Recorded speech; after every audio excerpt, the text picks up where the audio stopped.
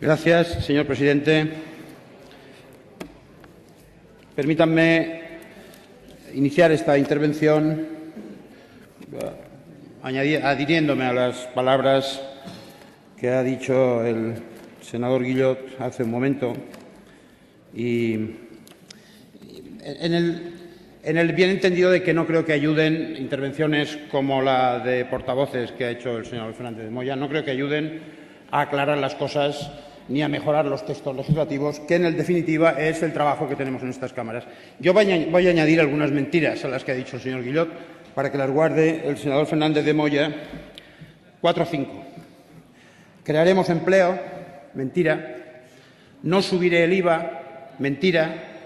Meteré la tijera a todo menos la sanidad y la educación y las pensiones, mentira. Bajaré el IVA turística, mentira. Bárcenas no trabaja en el PP, mentira. No envié SMS a Bárcenas, mentira. Y no he cobrado sobresueldos, mentira.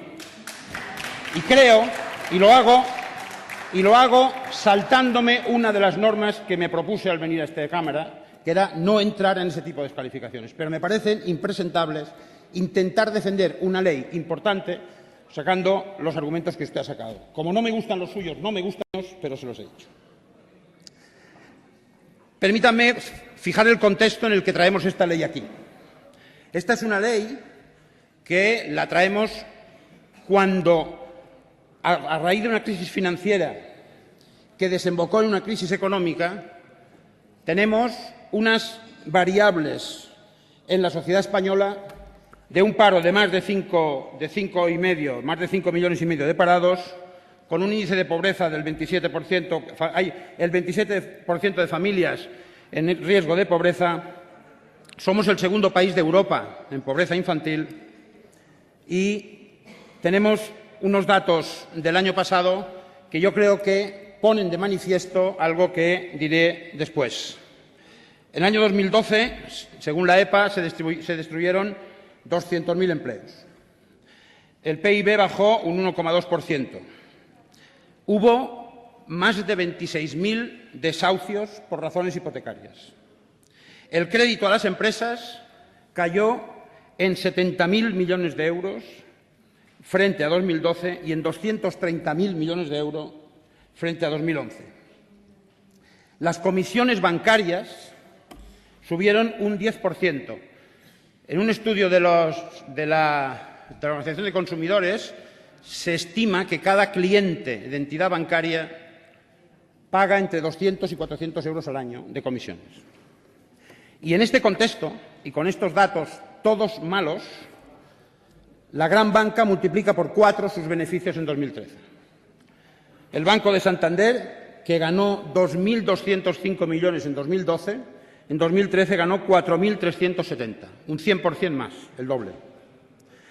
El BBVA, el segundo banco que más ganó, pasó de 1.676 millones de euros a 2.228 millones de euros, es una subida de un 33%.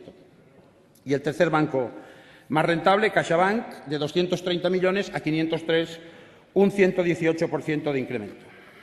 Señorías, en este contexto, traemos aquí una ley que tiene 118 artículos, que tiene 51 disposiciones y que en casi ninguna de ellas se habla de cómo atajar, además de refundir la normativa de bancos que está en el preámbulo, además de regular el sector bancario y hacerlo de manera armonizada con Europa, además de intentar favorecer la fluidez del crédito, en ninguno de ellos se habla de los clientes de los bancos.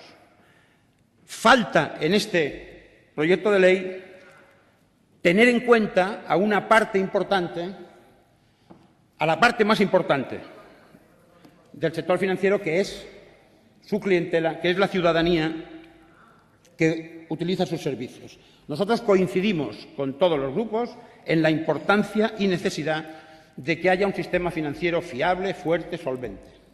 Con todos. En eso no hay duda. Y además decimos que para que esto pase no podemos olvidar ese escenario que hemos dibujado. Cuanto más ganan los bancos, más desahucios hay. El dolor que decisiones bancarias han causado en familias españolas es inconmensurable. Y el agente de ese dolor son políticas de austeridad de Europa dictadas por los mercados, o sea, por los bancos. Y en este país, si no hacemos todo lo posible para, utilizando leyes como esta, proteger a los usuarios y dar señales de que legislamos para ellos, no conseguiremos que este sector financiero sea bien considerado por los ciudadanos. Y en esta línea nosotros hemos presentado alrededor de 30 enmiendas que voy a explicarles las principales. En primer lugar, la enmienda 131, que tiene que ver con ese apoyo público que le hemos dado a los bancos. Nosotros entendemos que si se da apoyo público a los bancos y se les ha dado alrededor de 65.000 millones de euros, es lógico que estos bancos, cuando haya beneficios, devuelvan ese dinero. Porque no han sido los ciudadanos quienes han causado los problemas de los bancos. Los problemas del sector financiero los ha causado el sector financiero y, por lo tanto, quien ha causado el problema debería pagarlo. Primera enmienda, primera corrección que nosotros entendemos que hay que hacer a este proyecto de ley. Utilicemos este proyecto de ley para decir que quien genera el problema tiene que pagar el problema. La segunda enmienda es, y tiene que ver con la protección de los ciudadanos, proponer que en el plazo de 12 meses se tramite un proyecto de ley por el cual se cree la Autoridad de Protección del Consumidor. Porque muchas de las cosas que han pasado tienen que ver con malas prácticas, tienen que ver con malas conductas de mercado, tienen que ver con falta de transparencia informativa, tienen que ver con falta de educación de los consumidores en temas financieros, y todo eso podría corregirlo esta autoridad. Autoridad que tendría que encargarse también de velar por la resolución de conflictos que pudieran surgir entre los bancos y los ciudadanos. Otra enmienda tiene que ver con algo que hemos hecho hace poco para las empresas y que nosotros proponemos que se haga también para los ciudadanos. Recordarán que hace poco en esta Cámara y en el Parlamento español se tramitó un proyecto de ley que tenía que ver con la reestructuración y refinanciación de la deuda de las empresas. Decían en aquel proyecto de ley, si no recuerdo mal, que de alguna forma se perseguía que empresas que podían ser viables, si se hiciera una especie de reinicio de su condición, de su deuda, podían seguir funcionando. Es decir, empresas que tenían dificultades para seguir por su situación financiera, se les permitía refinanciar esa situación, arreglar esa situación, hacer un reinicio, un reset, partir de cero, porque la empresa se consideraba viable. Nosotros les proponemos que se apruebe un proyecto de ley de insolvencia de las personas físicas, hacer lo mismo para las familias, hacer lo mismo para las personas. Cuando haya familias que tengan dificultades para tener una vida normal, a consecuencia de que sus hipotecas se han vuelto impagables para ellos, porque la crisis les ha producido una situación de insolvencia sobrevenida, para esas familias hagamos una ley que ayude a que haya ese reset, ese reinicio, y que les permita vivir en condiciones dignas. Otro grupo de enmiendas tienen que ver con el gobierno corporativo de los bancos.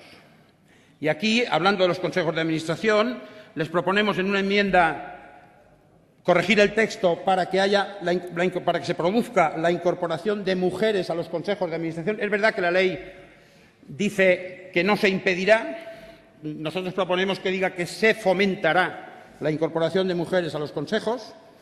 En otra enmienda, que tiene que ver también con los consejos, proponemos que se mejoren los criterios de honorabilidad de los miembros de los consejos, incluyendo, por ejemplo, que se tenga en cuenta las condenas por infracciones administrativas a la hora de evaluar la honorabilidad de los candidatos. Proponemos también que haya un régimen de sanciones mejorado frente al que propone el proyecto de ley. Entendemos que la limitación de la remuneración variable de los directivos tiene que ser menor que la que da el proyecto. Ustedes hablan de un 100% y un 200% con autorización. Nosotros lo dejamos en un 50%.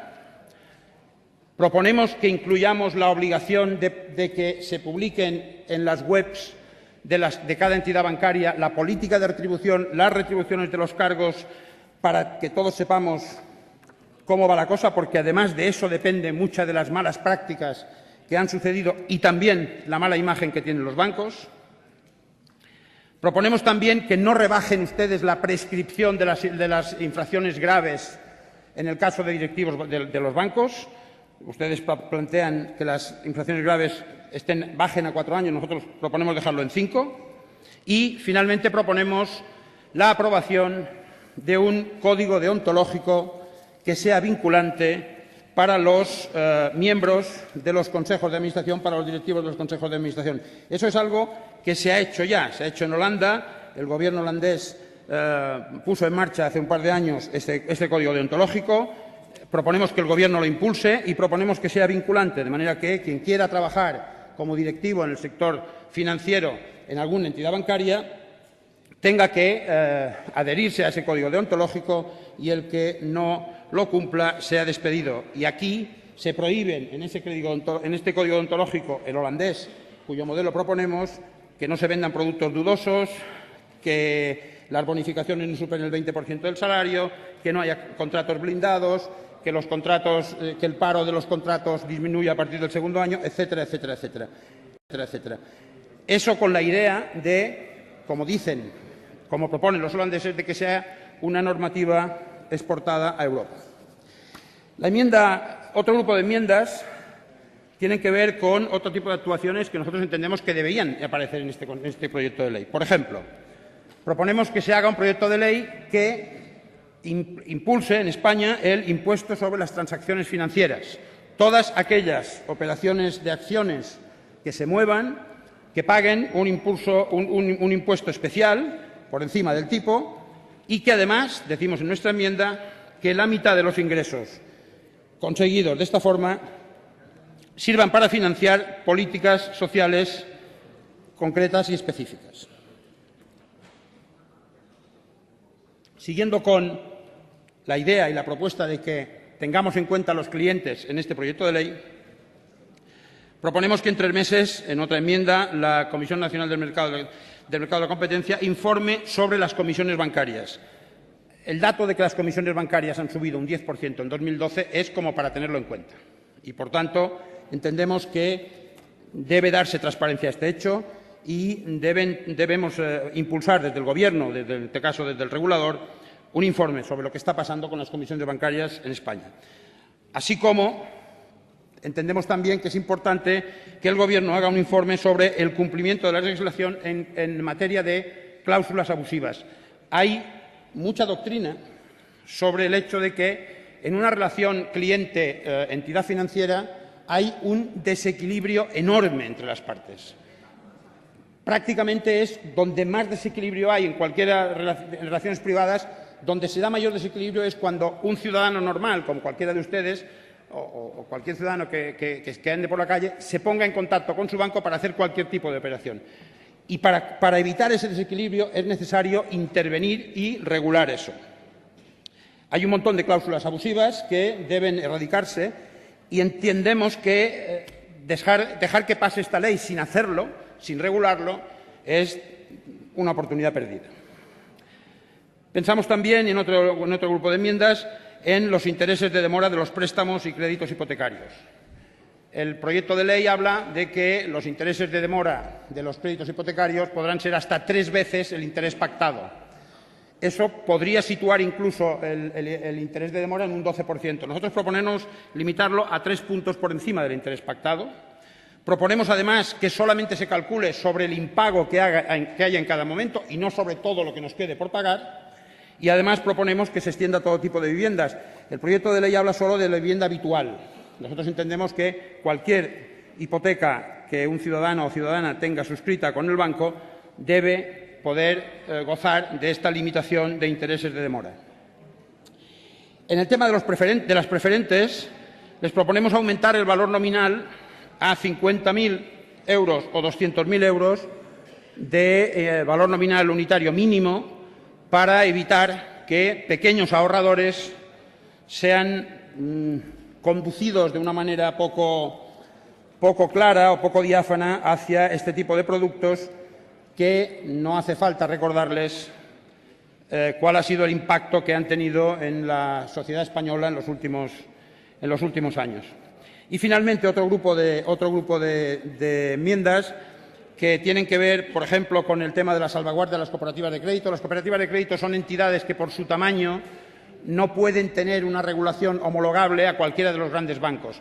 Son, además, entidades en las que la falta de ánimo de lucro, la solidaridad entre los miembros, toda una serie de valores que creo que hacen aconsejable que, por lo menos, ayudemos a que no desaparezcan, cuando no, ayudemos a que crezcan. Y, para ello, deberían tramitarse un proyecto de ley que limite, en cualquier caso, las obligaciones que esta ley global o esta ley general aplica a todas las entidades, limite, en el caso de las cooperativas, las exigencias en función del tamaño de la cooperativa de crédito, porque son entidades más pequeñas. Por otro lado, proponemos que haya un control parlamentario del Banco Central Europeo. El Banco Central Europeo es una de las herramientas clave, como saben ustedes, para que determinadas cosas